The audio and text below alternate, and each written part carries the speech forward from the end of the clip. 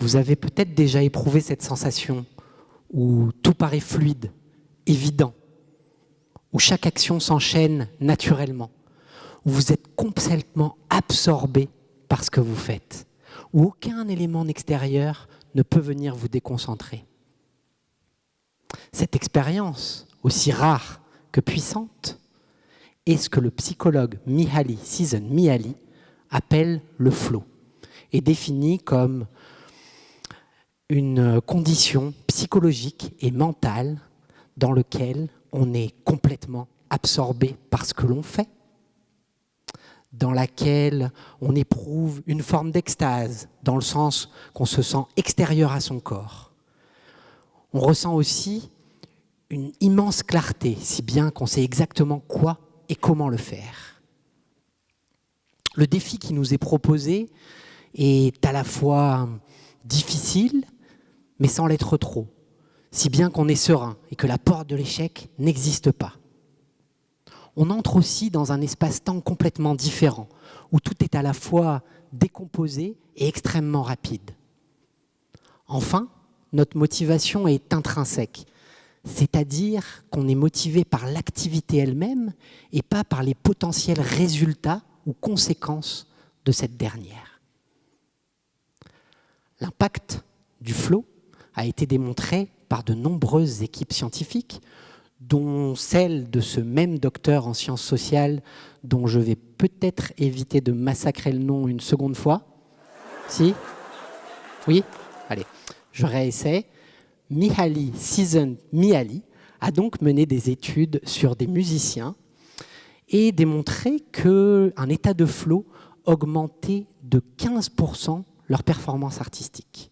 Il a aussi mené des études dans le monde du sport et montré que les performances athlétiques augmentaient de 10 à 15% pour des athlètes en état de flow. Si ce concept du flow individuel est assez bien documenté, celui du flow collectif l'est beaucoup moins dans la littérature scientifique. Et bien qu'il existe des études comme par exemple celle de Google dans le monde du corporate qui nous explique qu'avec des salariés dont la sécurité psychologique est importante, on obtient une amélioration de la rentabilité de 27%, ou encore une étude dans le monde du sport sur la fameuse équipe des All Blacks entre 2010 et 2020 qui nous explique que des principes proches du flow collectif auraient contribué à leur taux de victoire impressionnant de 77% sur cette période. Il n'y a pas de réel consensus scientifique autour d'une corrélation directe entre le flow collectif et la performance. Pourtant, j'ai la conviction profonde que le flow collectif est la composante essentielle de toute performance. Et si j'ai cette conviction, c'est parce que j'ai eu la chance inouïe de vivre cet état de flow collectif à plusieurs reprises. Il y a quelques années sur le Tour de France à la voile en équipage, ou plus récemment, lors d'une course autour du monde, en 2023, appelée The Ocean Race. Quand on est en état de flow, on sent que l'équipage fait corps avec le bateau, en parfaite osmose avec les éléments. Toutes les décisions, les manœuvres, la communication sont fluides et faciles. Mais cet état, évidemment, il ne vient pas de nulle part, il ne tombe pas du ciel. Il est la résultante d'années de travail, d'entraînement, de répétition. Il nécessite aussi un certain nombre de prérequis. Et le premier d'entre eux, c'est l'expertise des membres de l'équipe. Sur un voilier de course, chacun a un rôle bien précis, une zone d'excellence, une zone de génie, qui fait de lui un maillon essentiel du collectif. Le numéro 1, il est hyper physique, agile, méthodique, organisé. Il prépare les manœuvres, il donne des indications aux barreurs pendant les phases de départ ou pendant les croisements. Sa précision est indispensable au bon déroulement de chaque manœuvre. Les régleurs, ensuite, eux, ce sont des hypersensibles. Leur rôle est d'adapter, d'optimiser la vitesse du bateau en adaptant la forme des voiles selon l'angle, la vitesse du vent, mais aussi des vagues ou encore des différents modes de performance que l'on recherche à bord. Ils ont des yeux de lynx et ils doivent en permanence sentir les micro-variations du vent ou d'assiette du bateau. Ensuite, il y a le barreur. Alors c'est lui qui tient la barre, mais en fait, ce n'est pas lui qui mène la barque. Lui, son rôle, c'est d'être complètement concentré sur la trajectoire. Il est en fusion avec le bateau. Ce sont souvent des gens qui ont ce qu'on appelle un toucher de barre hors norme. Ils doivent en permanence utiliser tout leur sens pour adapter cette trajectoire.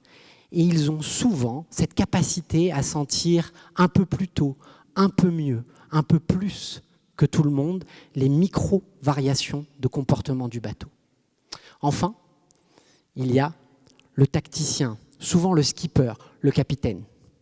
Lui, son rôle, c'est de faire la synthèse de toutes les informations internes, celles du bateau, celles de son équipage, et externes, le vent, les nuages, la mer, les adversaires, pour définir une stratégie, pour donner un cap. Il doit à la fois percevoir les signaux faibles à l'extérieur de son bateau et être en complète osmose avec son équipage, ressentir l'état physique et psychologique de chaque équipier. C'est un chef d'orchestre. Le deuxième prérequis, c'est le référentiel commun. Le référentiel commun, c'est être bien d'accord sur de quoi on parle, mais surtout d'où est-ce qu'on parle. Je vais vous donner un exemple. Imaginons qu'on est tous dans le même bateau et qu'on cherche à comparer notre cap et notre vitesse, puisqu'on est en course, au voilier de Roger. Et donc moi je vais vous dire, bah là en ce moment, Roger, il va un peu plus vite que nous, mais par contre il va un peu plus vers le sud. Et puis un peu plus tard, je vais vous dire, bon bah là maintenant on va plus vite que Roger, mais on va plus vers l'ouest. On n'a pas compris grand-chose. Par contre, si on s'entend sur le fait que le référentiel commun, c'est nous, notre bateau, ça va donner plus vite que Roger, moins de cap que Roger, moins vite que Roger, etc. Vous voyez, déjà, c'est beaucoup plus clair. Et ça m'amène au troisième prérequis, celui du vocabulaire commun. L'idée, là, c'est de s'entendre sur un vocabulaire qui soit le plus précis et concis possible. On cherche à éliminer un maximum de mots pour éviter tout quiproquo. On cherche à éviter de parler dans le vent. On reprend notre exemple, ça va donner vitesse plus, cap moins, vitesse moins, cap moins. Vous imaginez la différence de clarté ? Référentiel commun, vocabulaire commun. Le dernier point, le dernier prérequis, c'est le timing. Ce flot d'informations remonté par des experts dans chacun de leurs domaines, il doit être donné dans un timing bien précis. Sinon, le flot de communication est perturbé et la pertinence de ces dernières se perd. Donc le timing est primordial. Quand tous ces entraînements, tous ces prérequis sont atteints, sont derrière nous, parfois, mais pas toujours, le flot est là. Alors, ce qui est fantastique, c'est qu'au moment où le capitaine va ordonner une manœuvre ou va énoncer une décision stratégique, elle aura été co-construite, cooptée. Mais là où la magie opère vraiment, c'est qu'elle a été anticipée et que chacun des équipiers, dans leur spécialité, à leur poste, a fait une toute petite chose, presque imperceptible, qui va rendre la manœuvre extrêmement fluide. C'est ce qui fait la différence entre un équipage d'experts et un équipage en état de flot. Ce moment où tout s'aligne, le vent, la mer, le bateau, l'équipage, et toutes les manœuvres s'enchaînent avec une fluidité déconcertante. Ce que je vous propose maintenant, c'est d'embarquer ensemble à bord de mon trimaran Wind of Trust. Pour cela, je ne vais pas vous demander de vous lever, mais je vais vous demander de fermer les yeux, sans tricher, et d'écouter.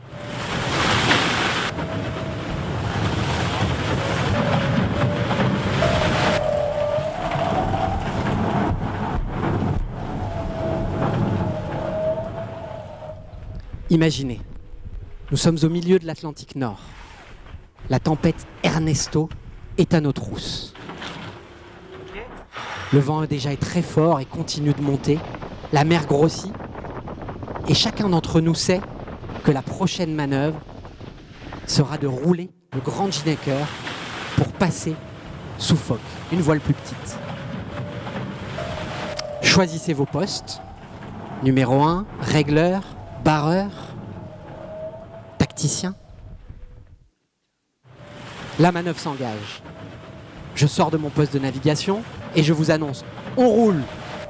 Vous rejoignez chacun vos postes, sans même dire un mot de plus. 3, 2, 1, bear away. Cut. On furl. Le numéro 1 saute sur le trampoline, attrape les furling lines. Les régleurs ont les écoutes en main. Le barreur ajuste la trajectoire pour ralentir le bateau suffisamment pendant le temps de la manœuvre.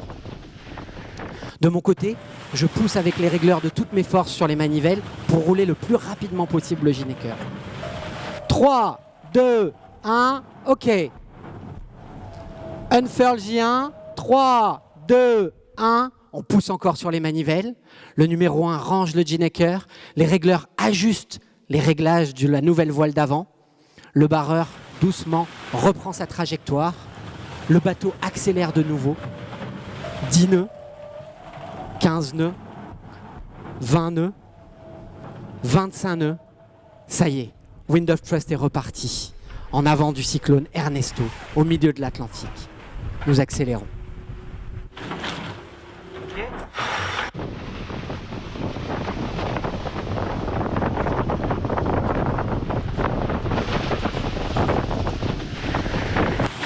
Vous pouvez ouvrir les yeux.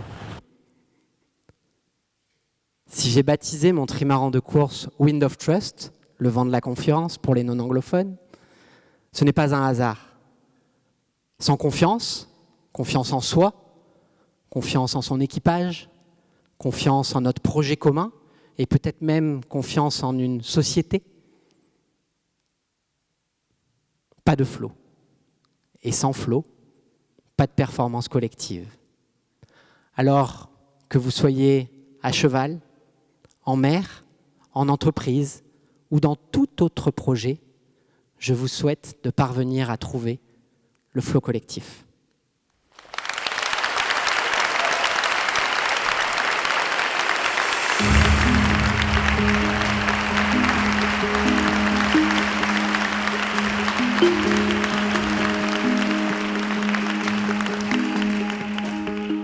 Je la sentais bien, la tempête Ernest.